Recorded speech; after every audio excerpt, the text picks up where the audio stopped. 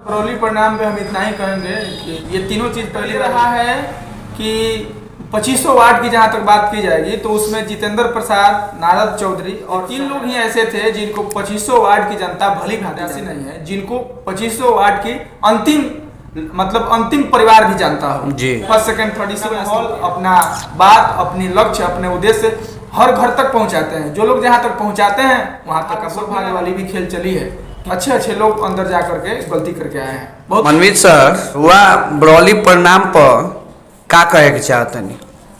देखिए अल्ताफ सर, बरौली परिणाम पे हम इतना ही कहेंगे कि बरौली नगर परिषद पहली बार बना है, पहली बार चुनाव हुआ है और पहली बार ईवीएम भी लगा है। ये तीनों चीज़ पहली बार हुए हैं और लगभग सारे प्रत्याशियों का रिजल्ट क्लियर हो चुका है और जो लोग भी चुनाव जीते हैं उन लोगों को तो सबसे पहले मेरे तरफ से शुभकामनाएं रहेगी।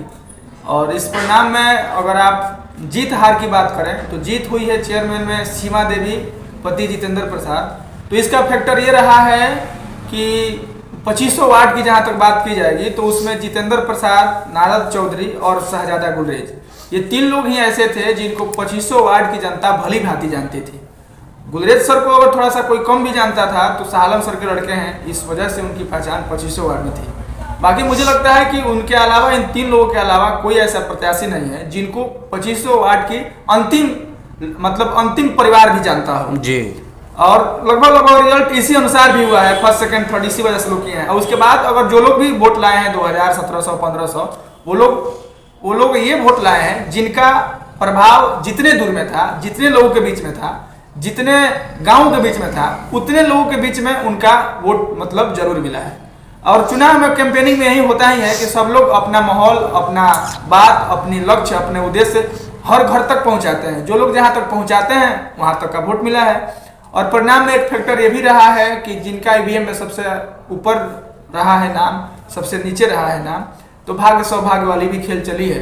क्योंकि हमने चुनाव मतदान के दिन सारे बूथों पर जाकर के यह गणना किया था, आकलन किया था, जिसमें अच्छे लोग अंदर जा करके गलती करके आए हैं। बहुत लोग ऐसे भी हैं जो लोग सिंबल पहचानने में देर कर रहे हैं तो थोड़ा सा मानसिक प्रेशर की वजह से नीचे या ऊपर कहीं दाब के निकल गए हैं। और बहुत लोग ऐसे भी हैं जो लोग एक ही ईवीएम में चेयरमैन, उप चेयरमैन और वार्ड पार्षद का मत दे करके चले आए हैं। तो कुल मिलाकर के रिजल्ट हो गया है, परिणाम घोषित हो गए हैं, सारे लोग जीत गए हैं। और जो लोग हारे हैं उनसे मेरी यह अपील है कि अगर आपको लगता है कि बरौली के निर्माण में आप अपने हिस्से का योगदान दे सकते हैं तो बेशक आप अपना योगदान दें। चुनाव हार कर भी दे सकते हैं, हालांकि हार जीत लगी रहती है। रेस में अगर 2 लोग हैं तो कोई एक जीतेगा, कोई एक हारेगा, कोई एक हारेगा तो कोई एक जीतेगा। इससे हतोत्साहित नहीं होना है। अगर आप राजनीति में हैं, राजनीति करना चाहते हैं तो फिर आप लगे रहिए। ऐसे कई काम हैं, ऐसे कई इनिशिएटिव है, बरौली की ऐसी कई समस्याएं हैं जो आप चुनाव हार कर भी उसको ठीक कर सकते हैं। तो कुल मिलाकर के यह परिणाम मिला जुला रहा है। जितेंद्र प्रसाद का जीतने का यह वजह रहा है कि सारे लोग जानते थे ईवीएम में सबसे नीचे क्रमांक था और प्रभावी इंसान है वे। और बरौली नगर पंचायत जब बना था तो पहली बार वह यहाँ के चेयरमैन भी रहे।